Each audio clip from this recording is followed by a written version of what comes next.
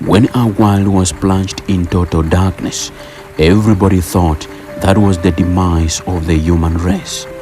But the human mind, body, soul and spirit works on different dynamics and keeps turning like a wheel on a tarmac road.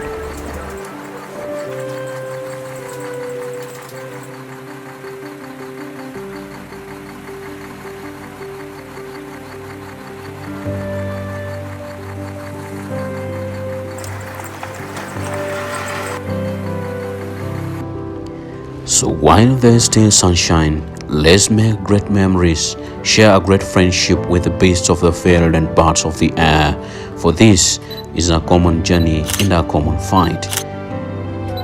Let's make some great memories while they still shine, for when darkness strikes, you'll never know what comes with it.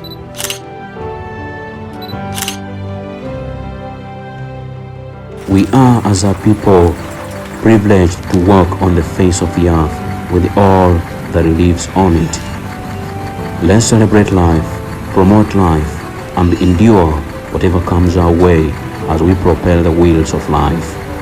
This is Nairobi.